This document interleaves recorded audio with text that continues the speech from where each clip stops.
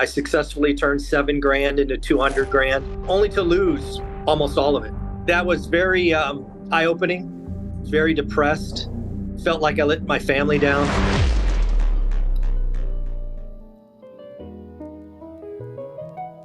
Welcome to the Troy Kearns podcast, where we talk all things real estate, business, and entrepreneurship. Today, I've got a very special guest, someone with a similar background than me. His name is Michael Zuber. Michael, welcome to the podcast. Hey, man, thank you very much. Thank you for doing this. I am at an airport, so you may hear a speaker or two once in a while, but I'm glad we can make this. Hey, man, I'm happy to have you. So, Michael, you're at the airport. You're traveling right now. I really appreciate you making time for us. Tell us a little bit about your story, your journey, who you are right now, and how you became who you are right now.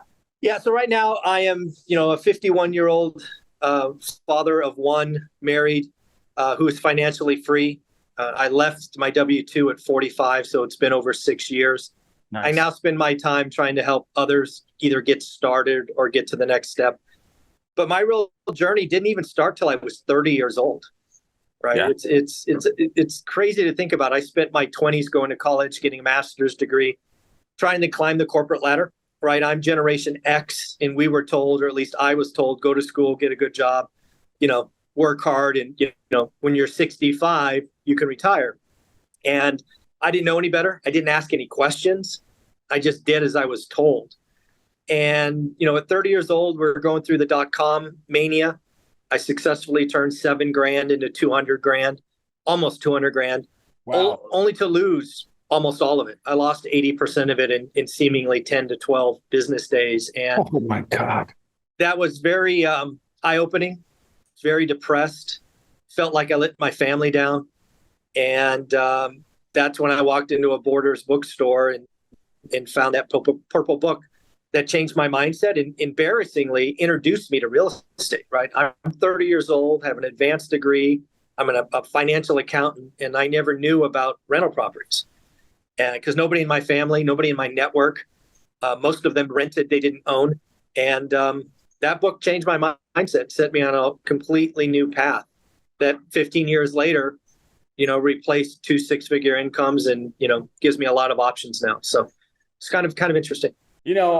I know exactly what book you're referring to. And that is like, there's a subset of people like yourself and myself who read that book. And I read it in 2004 and read that book and said, like, at first, like, wow. And what is this? And because it's very cryptic. The book is, it's very, cryptic, and it's a storytelling book.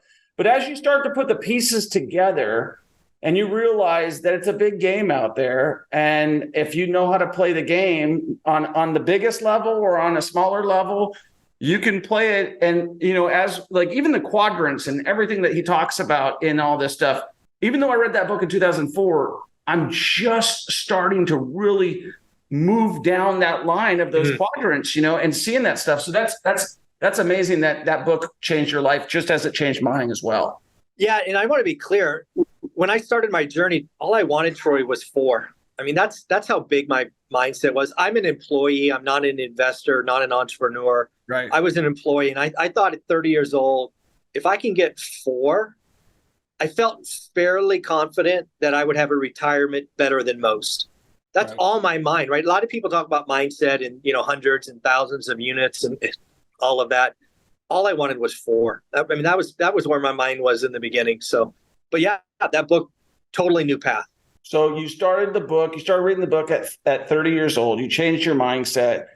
How did you start acquiring properties? You were working a corporate job, so you weren't a real estate agent. You were not involved in real estate. What kind of a job were you working, Michael? So I think when I started that job, I was in accounting, right, finance. During my journey, I moved over to sales and started selling software, right, either as a pre-sales or a sales leader. But my journey starts as a financial analyst, accountant. And so I live in the Bay Area. So all the books I read subsequent to that book was Investor in Your Backyard. Again, I didn't know any better. Right. So I wasted 52 Sundays in a row. So 1 year trying to find cash flow in the Bay Area. It doesn't exist. It didn't exist in 2000. It doesn't exist today. So after a year, I was forced to look myself in the mirror and find a new market. And ultimately, we found Fresno, California, which is a 2.5 hour drive one way. So it's a 5 hour day to go see one property. And that's where our journey began. We bought Norris Drive, 1818 Norris Drive East, 93703. I found it on the MLS, right? For 15 years, all I did was buy out of the MLS. Nothing fancy, no mailers, no door knocking, no texting. I was a guy that was probably in 3 countries a week for my job the last 10, 12 years. So I just used the boring old MLS, called up the listing brokers, wrote some offers, and nothing fancy. My first property was 20% down, just a standard loan. The next 2 were 80-10-10s, 80% first, 10% seconds. Right. And, nothing fancy, man. Just put my head down, figured out what a good deal was, and went about making some great deals. So just blocking and tackling. And for those of you guys who are listening right now, I think there's a lot of wisdom in that, because that's exactly the same way I started. I didn't really become a deal finder until later in my real estate career, realizing what I was doing wrong and what I could do better. And but even in that, and this is something Michael, I say to people all the time, like, in real estate, time's on your side. Like, the sooner that you get started, the more likely it is that investment's going to turn into a good investment, whether it's a bad investment now or not. And as you've been investing, are you still investing in Fresno right now? Oh, yeah. Yeah, we've added a couple of units a year, pretty much every year for 20 plus years. Yeah. So how many units are you up to right now? I think we just counted. I think we're at 176, I think. And are these single families? Are these multifamilies? Are these a mix, a combination? All the above. I mean, I haven't broken it down. The largest building we own is 20 units. Okay. We own dozens of single family homes. We got, I think we were at 8 single family homes in 2005 or 6. It's where I bumped into a gentleman named Bruce Norris, who called the California crash. He talked about affordability. So we crushed the crash. We sold at the top. We moved all of that equity into apartments. So we went from 8 singles to 80 units in multifamily right before the crash. So we were doing quite well during the crash because we didn't have any homes. But yeah, we buy everything, whatever the best deal is. Right. And so now you've got a bunch of passive income, and you're also, you said, helping other people do the exact same thing that you've been able to do. Is that when did that journey start, where you started helping other people? So my I retire at 45. There's kind of a long story there. I'll make it short. So I had a sales job that I loved and I would do for free, and I was really good at it. My ego was wrapped up in the job. Yeah. So in sales, you get a new team, a new product, and a new quota every year. Right. So February 1st happened to be the beginning of the year at my last company. I had just crushed the previous year, going to sales club, made a bunch of money, and I was expected to get a good patch, a good product, and a good team. None of that happened. Pain. Pain. So at 45 years old, I'm standing in this conference room with a boss that I hate. Right. And to be fair, he hates me. So it was equal both ways. Right. And I said, give me a package. I quit. And I remember texting my wife that I quit, that I'm coming home. She thought I was kidding, because I just left home that morning going, I can't wait to do this again. It's a thrill. Yeah. But yeah, so I quit. February 2nd or 3rd is my last day. And then I spent about 2 weeks excited, right? 45, still young enough to enjoy life, got enough money to do what I want. But after 2 weeks, I get depressed. Yeah. My ego is wrapped up in doing stuff. Nobody I socialized with for the last 10 years could do anything because they're working. And for about a month, I think it might have been 5 weeks, I was a weekend away from getting a job. Not because I needed one, but because I needed to stop being depressed. Right. And that's when it hit me, sitting at the kitchen table, that I need to write my story, which became the book One Rental at a Time. It was originally written as a PDF. It wasn't meant to be sold. But I found that nobody read it when it was free. So we published it on Amazon, and it's doing way above expectations. Then that leads to, wow, people like it. It resonates. Let's create a YouTube channel by the same name. And I've been doing it every day. I did video every day for 3.5 years. I now do it 5 days a week, but post content 7 days a week. And that's enough. So I spend about 12 to 15 hours a week giving back. That allows me to, kind of fill my cup and feel like I'm contributing. And the rest of the time, we do whatever we want. So it's not bad. Yeah.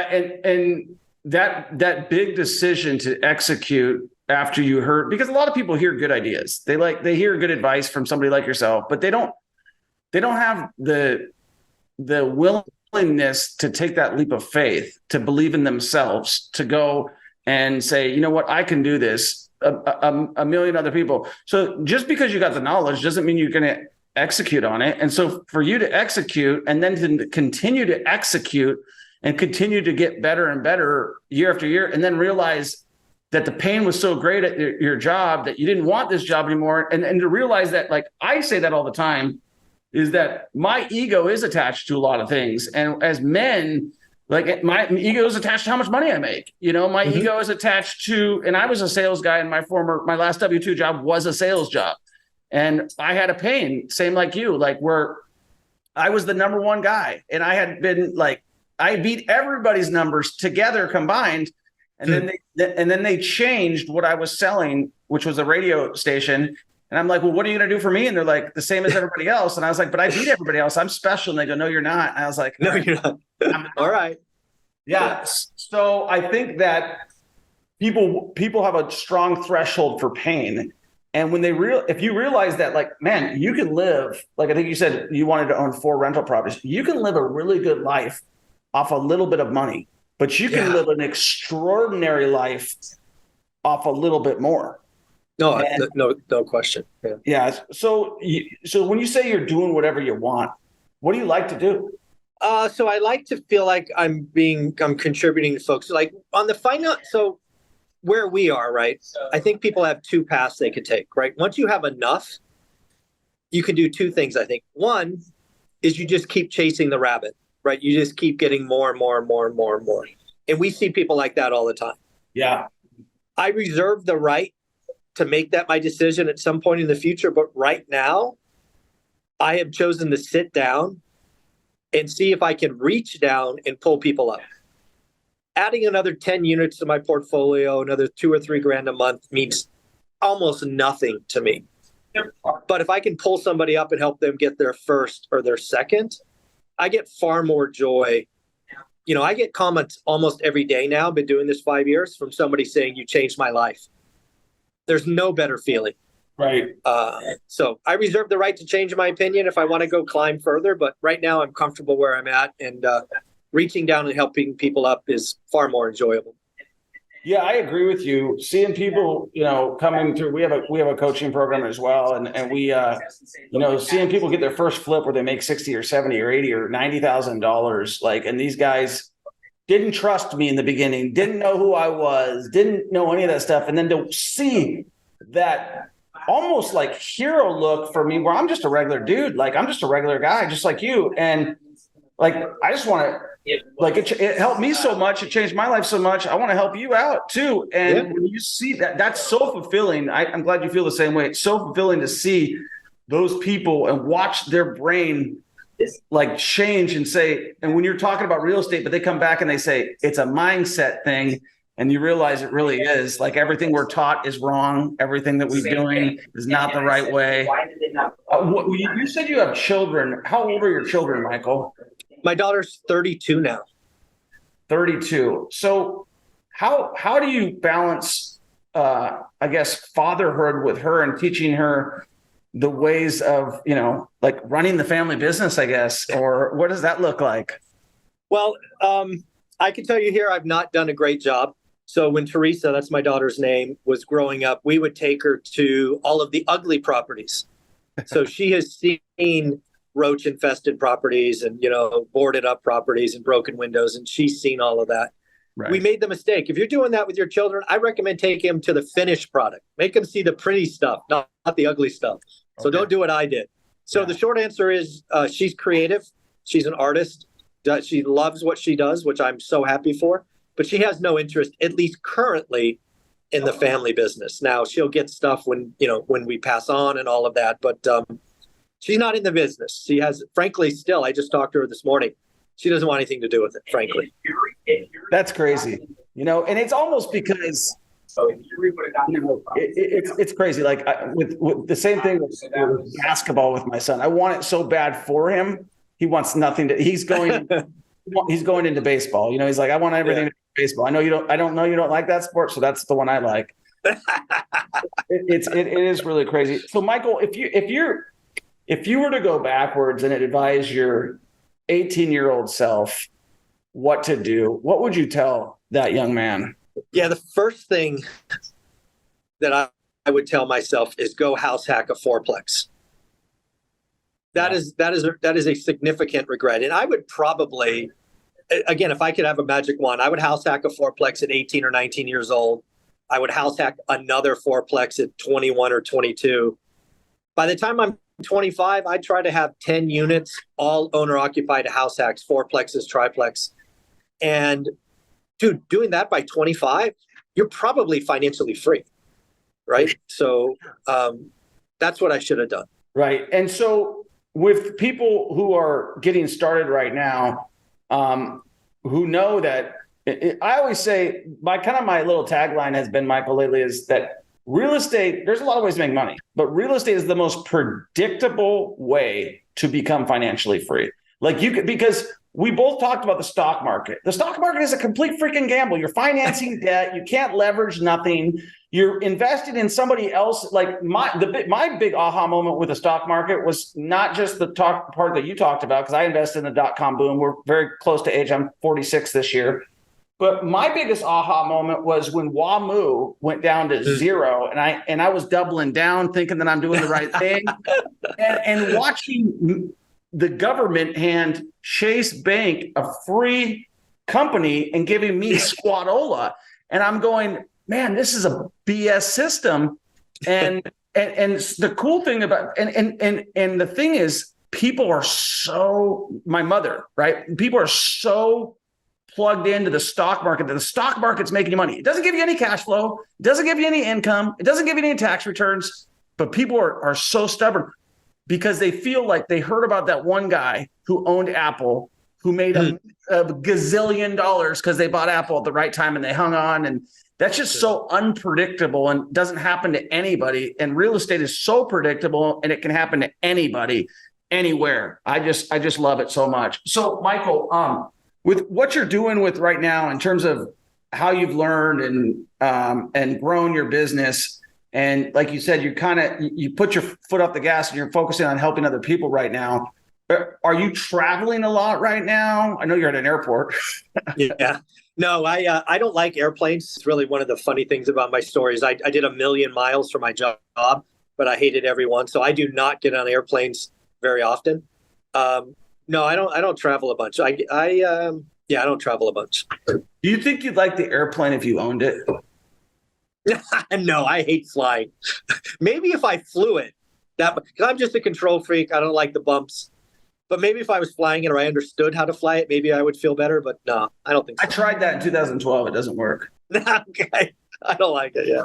Yeah, because you get up there, like just to tell you, so I was the same way. I'm like, maybe I'll like it if I don't like flying either. We have that in common as well. I hate flying.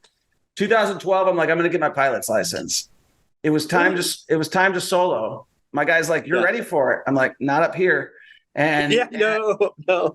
And I'm like, let's think about it. Like if a real estate deal goes bad, you might lose the property. You might go to foreclosure. Yeah. If a plane goes bad. Yeah.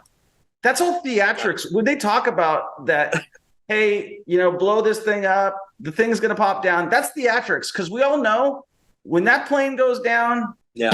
Say your prayers. Yeah. Agreed. Yeah. So yeah, I appreciate that same concept. And I do a lot of miles myself as well, and every bit of it's white knuckling it. So I can appreciate that. Michael, with real estate and Fresno, have you ventured outside of Fresno, or have you just solely concentrated at that market? No, I mean, we own a place in New York and Arizona, but those are more family properties. But no, all the rentals were Fresno. That is likely going to change next year. We just made a move to Vegas, to Henderson. Oh, so it's very likely that in 2024, I'll repeat what we did. We'll get a buy box. We'll find something. we'll build a small portfolio just to prove this stuff still works. But as of right now, right, 2023, everything's in the Central Valley. So I just moved from Vegas. I spent 15 years in Vegas. I lived in Henderson. I know Vegas very well. I know a lot of my friends are out in Vegas. What is drawing you to that market? Well, so we live in the Silicon Valley, lived here my whole life, right? I'm born and raised in Sunnyvale, California, so it's home for me. But the pandemic really hurt the valley because we don't have to work, right? So living here in this crazy expensive world, we love to eat out. That's our vice, if you will. We eat out, I don't know, 12 times a week probably. And the food quality, the service, our favorite restaurants, all of that has gone south. Many have closed up. Their service is horrible. And it's just gotten to a point where we wanted to, go somewhere else with better options. So we spent a month in Vegas, in an Airbnb and ate out twice a day, every day. And I think we had one bad meal. So we're like, oh, no, by the way, we got to see Jerry Seinfeld and Lady Gaga and do all this other entertaining stuff. And we're like, why not? So, yeah, we bought a place. Where did you buy your place in Vegas? And you said in Henderson, right? Henderson, yeah. By Black Mountain, I guess, one of those small gated communities. Yeah, I used to live in Black Mountain at the base of it before they developed the whole mountain. That mountain during the bust, where you're talking about, on Horizon Ridge, that whole area, that whole area was undeveloped for quite some time. And then it came back with vengeance over the last 5 or 6 years, and they completely blew up the whole entire mountain. One thing that you mentioned is that the food is great in Vegas, and I couldn't agree more. Like coming to Kansas City, you realize, man, there's not enough Thai food places. There's not enough this places. Like Vegas has got it all, and it's inexpensive, and the service is great. No, I totally agree. It's been a lot of fun. We're enjoying it. Go to Mr. T's Korean barbecue in Town Center. My new favorite Vegas spot. It is Korean barbecue, very inexpensive. Robot takes you back to the table. It's awesome. Nice. All right, I'll check it out. So I had a question in regards to your opinion about the tipping culture these days. Like it's so obnoxious to me to go in, get let's call it a Subway sandwich, and all of a sudden the guy looks at me with pouty eyes and said, I just rang that thing up for you. And it's now, you want to do 15, 20 or 25% tip? And then like, is this guy going to spit in my food if I say like, absolutely not? How do you, I mean, obviously I tip for good service. I tip for service in general, but how do you feel about that as a foodie? Frankly, I'm to the point in my life where I just give the 20% and move on. I happen to be lucky enough not to think about it, I guess. But yeah, I tip. I mean, yeah, it's crazy, go get a coffee or sandwich or whatever. It's everywhere. But yeah, my default's 20. And unless you do something really stupid, then it'll be significantly less than that. But I don't remember the last time I didn't tip 20%. That's great. Yeah. I mean, I'm a big fan of tipping, but the tipping culture with like everything these days. Oh, it's everywhere. Yeah. Yeah, it's really crazy. So So when's the plan to move to Vegas? We already got it. So we're basically, as you know, we have to put in a backyard. So yeah. We spend a couple of weeks there a month right now. We've been there 3 or 4 months, but it won't be full time until the backyard, the pool, the barbecue, the fire pit, all that stuff's put in. So probably February, March. So I did a video on the California Exodus, which actually was one of my first viral videos. It got about almost 600,000 views and on YouTube, which I've never had anything come close. And, and I was like, why the hell are you staying? Like I mean, I grew up going there. Like it's a beautiful place, but it's congested. You don't have any rights. They're trying to strip your money out of your account these days. Like as somebody, so did the pain get great enough during COVID for you? And it's time to leave California. Yeah. I mean, I didn't. So for a long time, right, I was highly paid because I was a local sales professional, right? A lot of sales professionals don't live in California. They live elsewhere. And I was highly paid because I was local. I could do the meetings, be on the exec boards in person and all of that. So there was a reward for staying, but that ended in 2018. Fast forward 2020, all the madness and craziness and silliness happens. The pain increases to a point where the one thing we like to do goes away, and we're like, we're done. We're out. Yeah. So you grew up in this Silicon Valley. You grew up there. Yeah, Sunnyvale, California, Cupertino. Yeah, very much the Bay Area. Yeah. So I had a journey a couple of years back where I was obsessed with Steve Jobs, and I read the book. Yeah. And I went and drove to his house where he grew up in out there. And I did the whole, and then I went to Apple. I went to everything. I went to where Larry Ellison has a house in Woodside. Yeah. I did the whole thing. And I mean, it's certainly a very picturesque, beautiful area, but as they say, politics is local, and amen.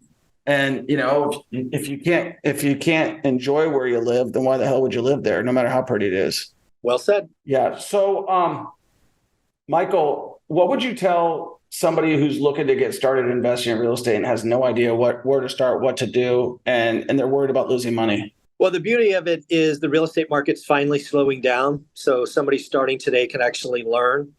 I think learning real estate is remarkably simple, and most people overcomplicate it. So here it is. Step one, you need to define your personal buy box. A buy box in the beginning should generate 20 to 40 active listings. It should be a relatively tight set of criteria, not wide open. So I'll give you my exact criteria from 2001. 93703, zip code specific. 3 or 4 bedroom, single family homes, 2 baths, 2-car garage, between 1,700 and 2,400 square feet. That criteria in Realtor.com in 2001 produced about 25 or 26 active listings. I looked at that criteria for 3 years in a row. After about 90 days, maybe 100 days, I knew what a good or great deal was because I had repetition. Real estate investing is a skill. It is like playing basketball. It is like learning Chinese. It is like playing the drums. It takes focus and practice, daily discipline. So get a buy box, look at it 20 minutes a day for 100 days in a row, learn what average is. And once you know average, you can go do good or great deals. It is that simple. People overcomplicate it. How many exit strategies? How many interest strategies? How many leads? How many conversions? Just stop. You don't even know what a deal is yet. What are you worried about all these other things? So that's where I tell people to start. That's great advice. It's something that people struggle with. They want to overcomplicate things. Well, what about this? Or what about that? Or how do I do this? Or should I start an LLC? It's like, whoa. Stop. Yeah, just stop. Yeah, go do the work. Go figure out what a deal is. Well, and I think that one of the things that you mentioned earlier, Michael, which I think is the same for me, is that I've bought most of my properties off the damn MLS, even a lot of good flips, even though I buy a lot of distressed houses directly from home sellers.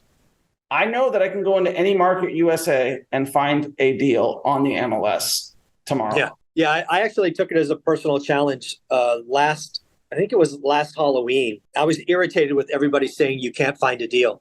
Right. And I'm like, God, I got to do this again. So I made a public call. I said, I'm going to find something before Thanksgiving. I'm going to buy it, fix it up, sell it, make some money. So not only did I find one, I found 2 right out of the MLS. I bought them 30% under list price, fixed them up, easy flips, cleaned them up, made 90 grand total in about, 115 days. Just because I got irritated. And I was like, okay, I guess I got to show you again. It can be done. Right. So I think that just goes to show you, like, you're just getting proof of concept because you start to believe a little bit of what people tell you. Oh, it can't be done. You're like, all right, let me just see if I'm talking about stuff that is actually true anymore. All right, it's true. It's still true.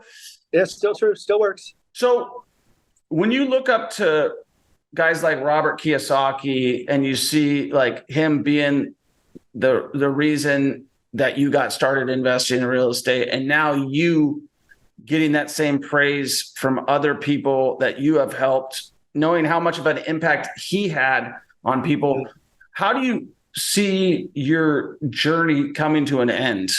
Well, it's funny you say that. I started this way back when in 2018 with one simple goal, and I still have the goal today. I want to create something that lives 50 years after I'm dead and gone, right? I'll have two deaths, one when my physical body goes, and then second, when the last person thinks kindly of me. So I'm trying to build something that lives 50 years after I'm dead. So that's pretty motivating. Yeah, that is for sure motivating. Well, I appreciate you coming on. I appreciate you sharing your story. How do people follow your journey, Michael? The beauty is I've been very good. Everything I do is called one rental at a time. Book, YouTube, Instagram. I produce 5 to 6 videos a day on my YouTube channel. I talk to 8 or 9 or 10 millionaires a week. We're all trying to be go-givers and give back. So just one rental at a time is the best place.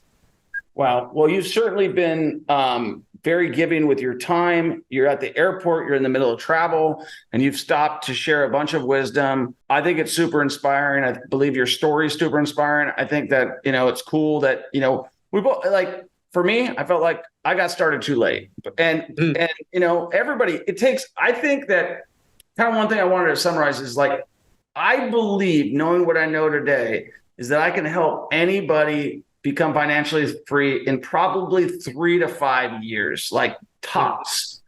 And I don't know if you agree with that statement or not, but that's my personal opinion. If you have a good strategy with flipping, buying, rentals, and tax strategies and all of that, how do you see that for most people? I actually think for most people. So can you be done in 3 to 5 years? Absolutely. Yeah. Can most people do that? Probably not, for lots of different reasons, including mindset, including, all of those things. I say getting wealthy is a 3-step process. Okay. Step 1, create disposable income. Right. Either increase your income, lower your expenses, or both. Right. You need disposable income. Step 2, become elite at something. Is it flipping? Is it buy and hold? Is it classic cars? I don't care what it is. But become elite, become unbalanced. Right. And then 3, takes 10 years. If you do all of that for 10 years, I like your chance of getting wealthy. And that is something I think everybody can do. Can it be done faster? Absolutely. Right. But I think everybody can be wealthy in 10 years. Right. Without a breakneck pace, just by following the simple steps. And correct. And before you know it, you've got 187 doors just like Michael. Yeah, it's time. That's the thing that most people don't get, is like you talked about earlier, right? Buying real estate in time, cures all things. The other thing that people don't get is inflation is a feature, not a bug. People are acting like inflation is a bug. It's a feature of the system. Right. So if you know that, your job is to go get fixed rate debt on assets that appreciate with income called rent and just hold. I like your chances of getting wealthy in 10 years. I think that's great advice. I think that's probably more practical for most people. I did have one follow-up question. Mm-hmm. What policies would you make if you were the governor of California? Oh my God, I hate that guy. Well, again, I think California is seeing a brain drain. I think there's just so many things that are beautiful about California. Again, I've been here 51 years, but it's gone the wrong direction. I mean, look at San Francisco. San Francisco is a great example. Yes. So one of my bucket list items, like I never thought I would do, is own season tickets to the Golden State Warriors. Yeah. So they get the Chase Center, and yes. I'm in year 1, right? Yes. We get there year 1, year 2, or year 3. They win the championship, all of that. Yeah. But San Francisco has gone downhill so much. Simply walking from the train station to the Chase Center risks my life. So I canceled my season tickets. Yeah. That should tell you how unsafe San Francisco is. So they need to flush all of the existing politicians and start over. It is way broken. It's a doom loop like we've never seen before. San Francisco is going to repeat what New York did in the 80s when the drug pandemic or whatever it was, happened, epidemic. It's bad. Somebody's going to make $1 billion in San Francisco. It's just got to get worse first. So yeah, I don't know if I answered your question, but I don't want that job. I think you're so right. The problem is like as you get more and more in business, you realize that a lot of politicians never spend a day in business, never spend a day doing anything other than telling you what you want to hear, and they make a bunch of bad policies that end up showing up down the road that you're realizing, like, we love San Francisco. It's a time that me and my wife have spent several times in Union Square. The last time I was there, I was like, we rolled over a big old human piece of feces in our rental car, and I was like, man, I don't feel like I'm out. I don't feel like I'm back here. No, it's just unsafe today. It's very sad too, because it is such a beautiful city. It's got such great, rich history from the gold rush era to the digital era.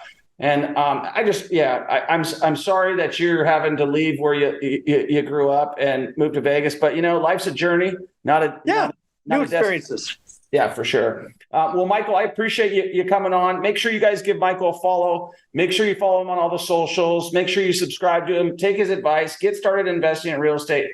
And we'll talk to you in the next one. Peace. Okay, on November 10th and 11th in Kansas City, Missouri, we are hosting our mastermind event, which is where you're going to learn how to wholesale, flip, buy and hold, BRRRR, every single real estate strategy under the sun, happening November 10th and 11th in Kansas City, Missouri, right downtown in the building that I bought, using the methods that we will teach you, and you will have everything that you need to get started investing in real estate. We're going to have attorneys there to set up your asset protection trusts, LLCs. We're going to have sales and marketing funnel experts to help you set up your sales and marketing funnels. We're going to have a tax consultant to make sure that you can eliminate your taxes. And then we're going to have all of the experts, all people who have retired from their 9-to-5, who are going to speak on you, how they become multimillionaires through investing in real estate. And they're going to teach you the strategies that they use and do every day so that you can become financially free by investing in real estate. That's November 10th and 11th in Kansas City, Missouri. Go to millionairementorshipmastermind.com. Buy your ticket today.